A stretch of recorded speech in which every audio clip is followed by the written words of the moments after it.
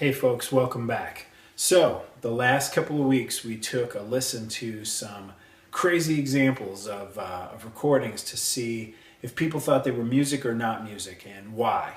So, I got some comments on that, and I wanted to try to close up this little mini series here and talk about what the real definitions of music are. What do people think something has to be to be music or not music? So, with the samples I threw, some of them were very edgy, some of them were out there, I kind of expected some people to have reactions and say, "Oh, that's not music, that's just noise," or "That's not music, it doesn't have this or it doesn't have that." But no, nobody really fell for it. People made some really good constructive comments, and one of the big comments that came out of the conversation was, "Well, are you talking about what's music and not music, as opposed to what's good music and music that's not worth listening to?" Because those are two separate questions, right? So obviously some people don't think of certain music as music because it doesn't do for them what they expect music to do, which I'll get into in a little bit. But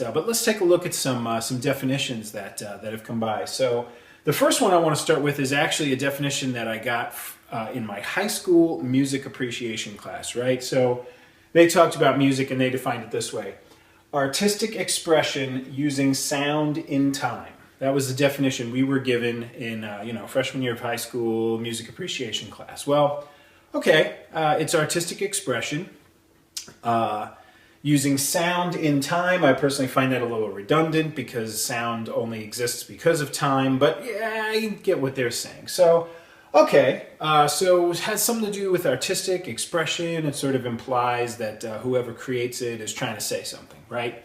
Okay, so some of the comments we had fell right in line with that, right? I had a couple of people who commented and said almost exactly the same thing. Music is sound created with the intent to evoke an emotional state, an emotional response. One person simply said it's sound art, right? They followed that up by saying it's sound art.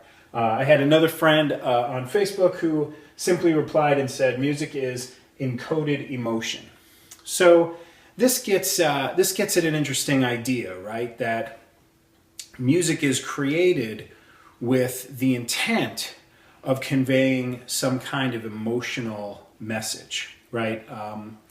One of my friends who made this comment also said, we should differentiate that between sound that might sound musical, but not have the intent of evoking an emotional response. He had the example of, if you hear frogs making noise at the side of a pond or something, it might sound musical, but it lacks intent and therefore doesn't count as music because it's an accidental sound. It has musical qualities, but it is not music by this definition. So that's an interesting idea, and I'm going to get back to that as well. So there were a lot of comments that fell along this idea, though, that music is sonic art, right? Even back to this original definition, it's and as art, it sort of falls into the category of what's art, which I guess is maybe a bigger question. So interesting stuff.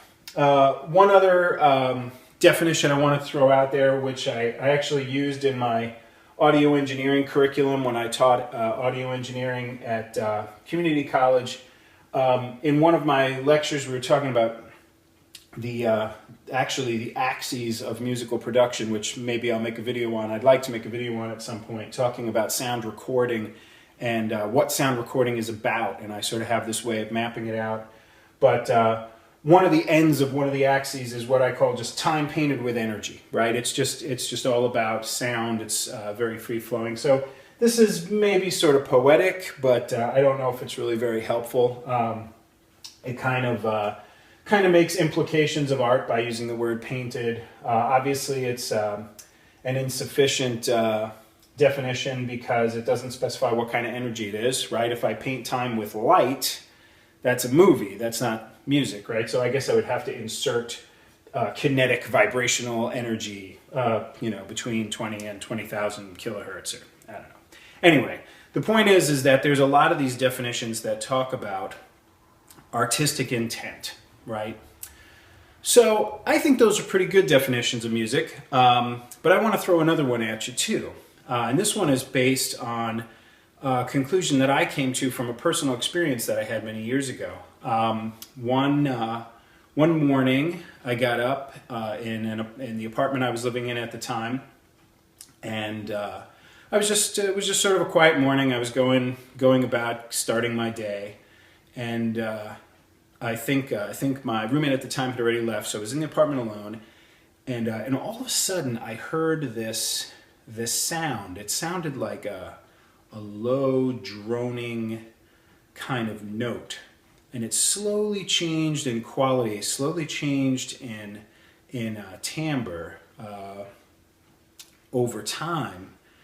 And I couldn't place the source of it. It wasn't coming from anywhere immediately in the apartment. I thought maybe it was coming from outside, but it just kind of caught me off guard. And so I paused what I was doing for a moment and I listened because I didn't know what it was. And over a period of about maybe 40 to 60 seconds, this sound gradually changed in timbre. It started out as a low kind of dull sound, and then it started to gradually sharpen, and it almost sounded for a short time as almost like a synthesizer playing like a low note, and it started to sharpen more. And then as this note was changing, I started to hear other sounds that I did recognize coming from outside. I heard I can't remember exactly what it was, if it was the sound of traffic outside, or maybe like punctuated by a car horn blowing, or maybe a sudden gust of wind or something.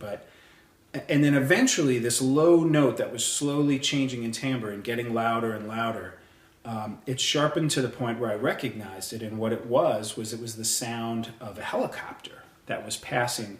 But it must have been passing somewhere in the distance, because it took a long time for it to sound like a helicopter, and by the time it did, it was actually kind of quiet. So something about the quality of the air, the direction of the wind, the temperature, I don't know what it was, but it changed that sound, and it put me in this state of active listening where I was waiting to hear what was coming next.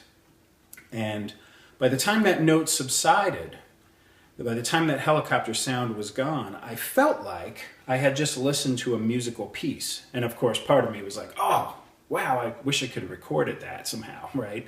But what's interesting about it is that piece that I experienced as music, in a way, had nothing to do with intent. It had nothing to do with composition. It had nothing to do with artistic performance, improvisation, other than the unwitting improvisation of, a connected series of events that was going on outside, right? So it led me to think of my definition of music really doesn't have to do with the creator. It doesn't have to do with the artist or the intent necessarily, but it has to do with the listener. It has to do with being in an active state of listening. It has to do with listening to something with the openness to be moved or to be receptive to that emotional response or that change of state that music brings us to. In a way, it's a specific version of the generalization that beauty is in the eye of the beholder, right? That when you look at something and decide, is this art? It's not up to the creator. It's not up to what it's there for. It's up to the person who's viewing it, whether it's art or not. And I think music is the same way. I think that music is in the ear of the listener, so to speak. And I want to generalize that even more, because some of the comments, some of the discussion that came up on Facebook actually had to do with how deaf people experience music, which I think is absolutely legitimate. And it kind of gets beyond just hearing and listening, but I think it gets to something about experiencing that type of energy. So that's the thought I want to leave you with, is that definition of music being centered on the listener and the state that the listener is in.